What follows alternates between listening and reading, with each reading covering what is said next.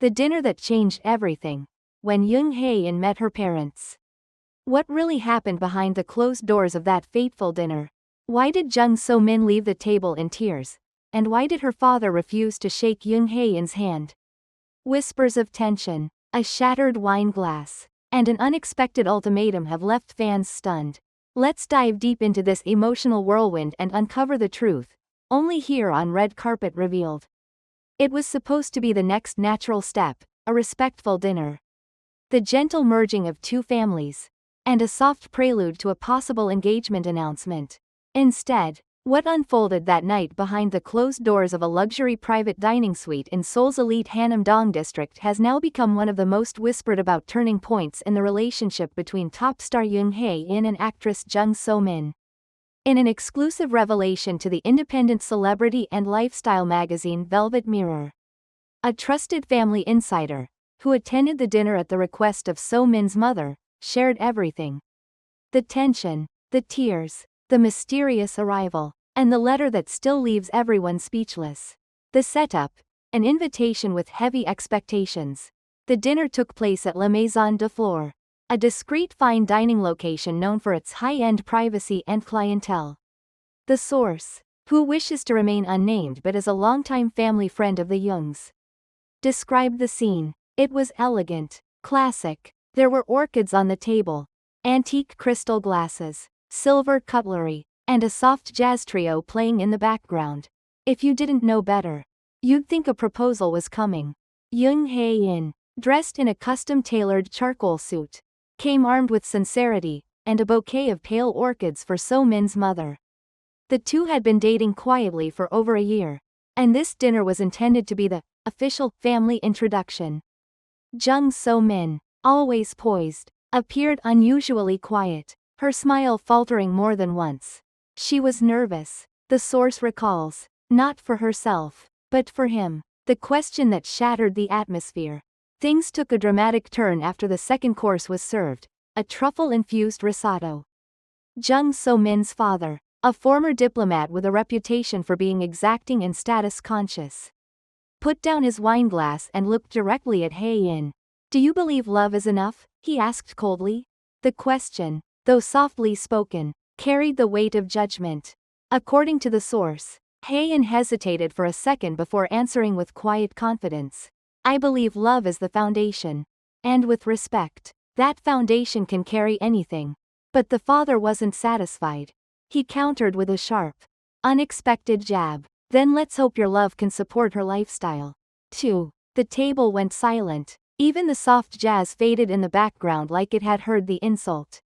So-min's face turned pale. Her hand reached for Hae-in's under the table, but it trembled. The shocking twist. An uninvited guest. Just when the air couldn't grow heavier, an unexpected figure walked in.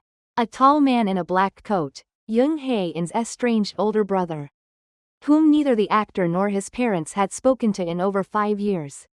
He didn't greet anyone. He didn't smile. He simply walked up to the table and said, "Before you ask him what kind of man he is, maybe you should ask what kind of man your daughter fell in love with, and why." Silence. So-min's mother stood up slowly. "How did you know about this dinner?" she asked. Visibly shaken, he looked at her and replied, "She invited me. Not your daughter. Your past." Gasps were heard. Glasses clinked. The atmosphere was electric, like the room itself had just been cracked open.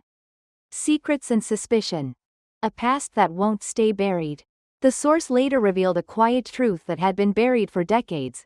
When So-min's mother was young, she had briefly dated Hae-in's father, long before either parent had married. There had always been whispers, the insider said, but no one thought it still mattered. Until that night. The resemblance, the timing, the subtle gestures. Suddenly, everything felt like it had been building up to this moment. So-min's tears, and a choice no one expected. As the final course was being placed, a rose petal creme brulee, Jung So-min stood up and said with quiet fury, "You always told me to love someone kind. And now that I have, you're punishing me for it?"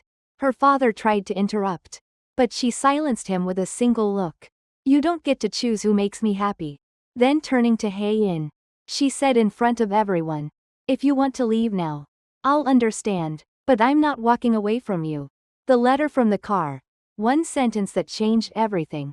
As the couple left the restaurant, hand in hand, a black sedan pulled up beside them. It was So Min's mother.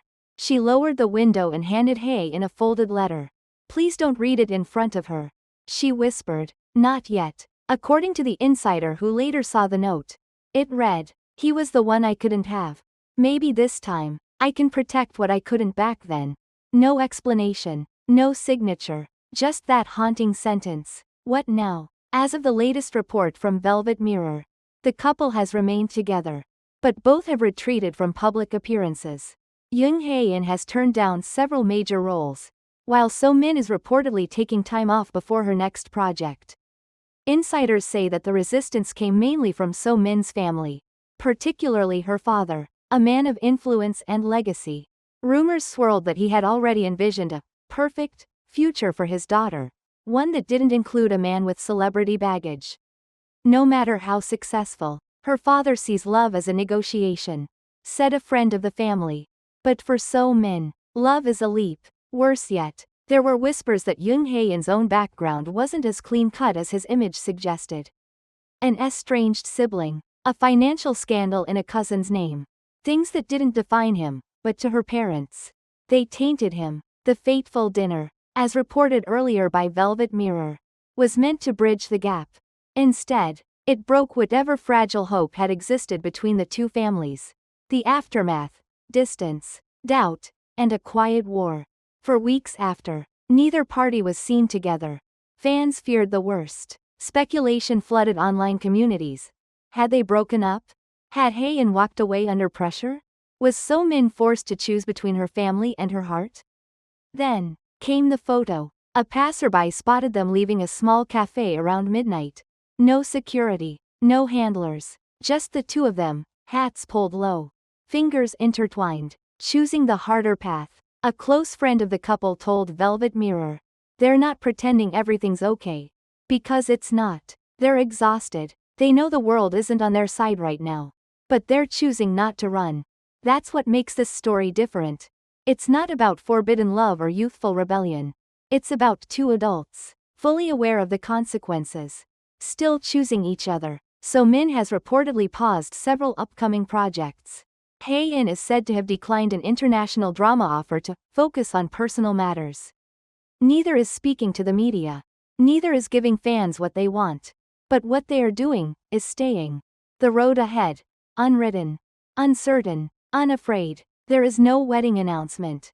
No happy family portrait. No promise that love will win over all. But maybe, just maybe, that's what makes this real. They're not pretending love will solve everything. They're not expecting miracles. They're just taking it day by day. Hand in hand, as one anonymous source put it best. They may not know where they're going yet, but they know they're not walking away. And sometimes, that's the most powerful beginning of all.